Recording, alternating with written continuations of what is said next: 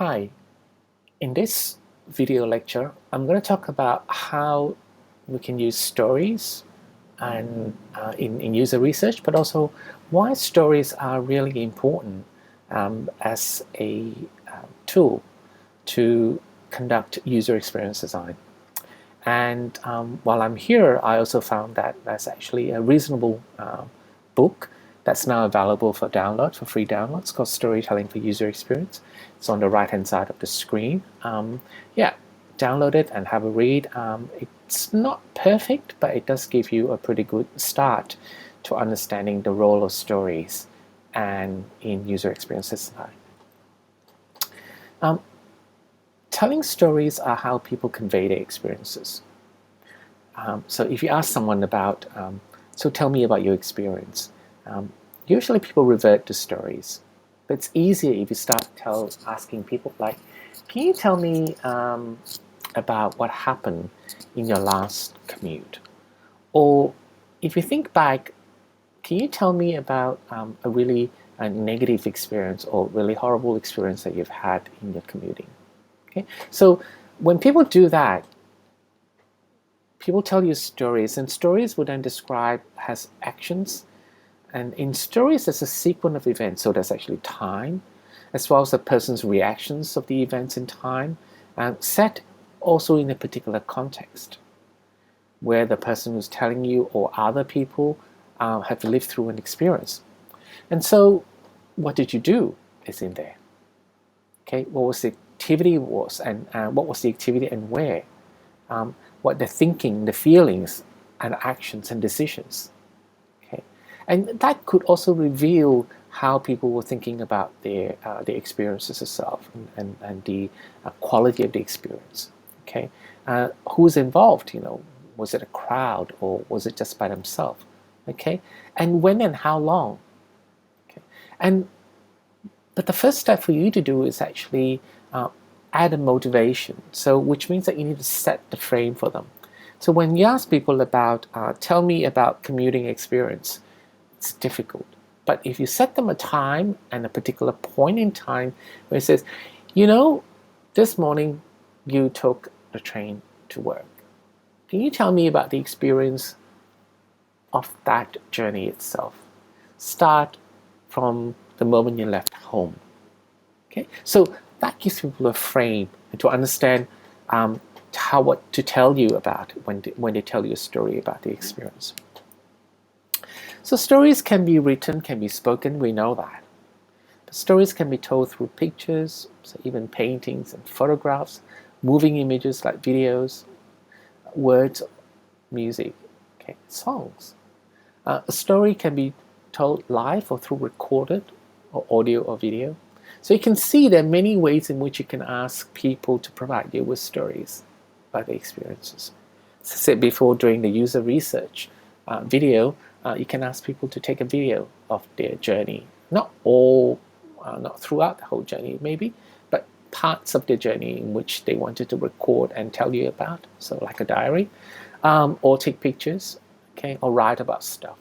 Story can have a beginning, middle, and end, although not necessarily in that order.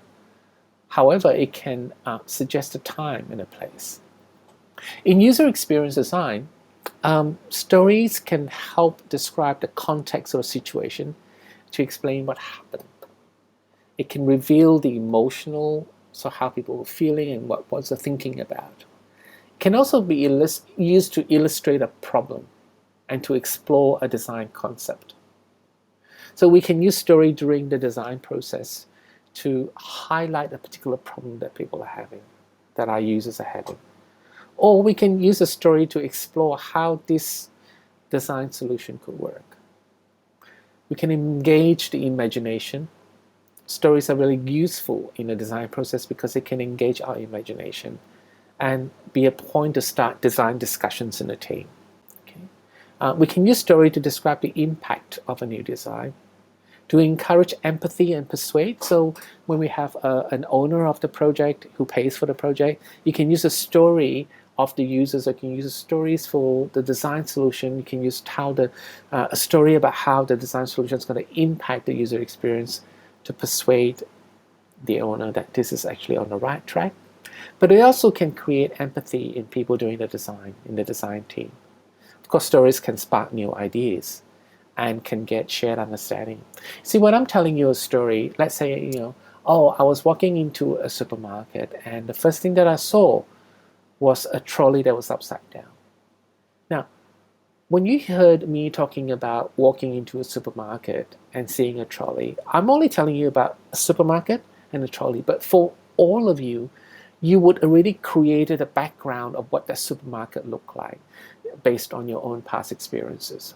Okay, and even the color of the trolley, and whether it's a Woolies trolley or Aldi trolley or a Coles trolley, would be part of your construction. I didn't tell you which supermarket it was. Okay, you would have actually filled in the blanks with a lot of different details that I didn't tell you about. Okay, you might even have a sense of where it was located, even in that short snippet. Okay, so imagine, if you're very clever in using stories, how it can actually spark ideas because people are filling in blanks when they listen to a story or watch a story. So how do we use stories to research user experience? Because at the moment we want to focus on user experience research first, right? As I said before in the UX research methods before, we ask people to tell you stories about the phenomenon you're interested in. So as for example, tell me about the last commute you took. Tell me about a memorable or a terrible commuting experience you've had. You choose one or the other. Okay. Or, as I said before in the UX research video, ask them to keep a diary. And it could be paper, it could be video, it could be picture, it could be text. It could be electronic, what I'm saying there. Or give people some probes to complete related to a topic of interest. So the completion of the probe itself is about creating a story. So there are many different ways, basically, by telling you what stories are and by reminding you of the different stories that we see around in our world. Even a poem, a painting, a sketch, they're all stories. Like you can actually use all these different artifacts for people to tell these stories. So maybe when you're working with a kid who might not be able to write very well and express themselves very well in writing, they could use different tools like drawing, or you use a simple thing like a camera phone to capture a story for you. In terms of using stories, I like you to use stories in conjunction with an interview. So you start off with a warm-up, some questions to ask about, to learn about them as for materials to collect for the persona. Then you can move on to a story.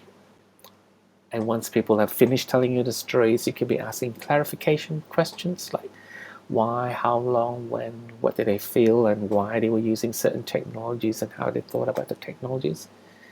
You can also be using confirming questions or confirmation questions like, am I right to understand? So kind of when people are telling you something, you might not truly know exactly what they're saying, so asking confirming questions can help repeat something and confirm how you understand something.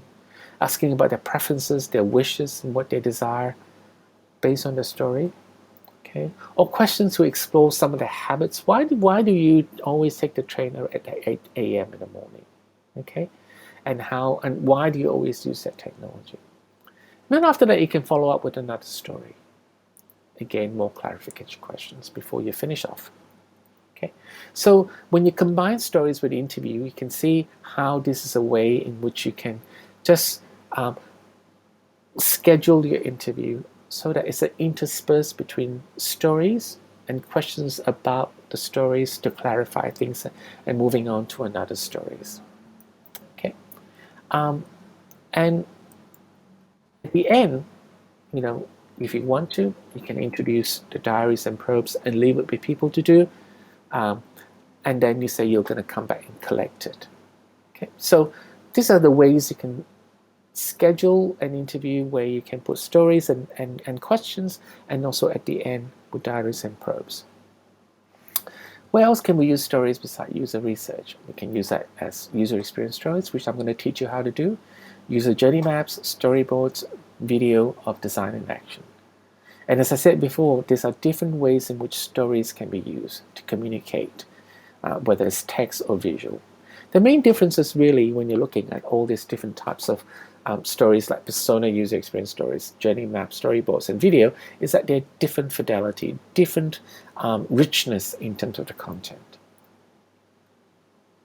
That is all I want to talk about stories at the moment. So I hope you can now see how stories can be used in conjunction with interview to bring out and to get more about people's experiences.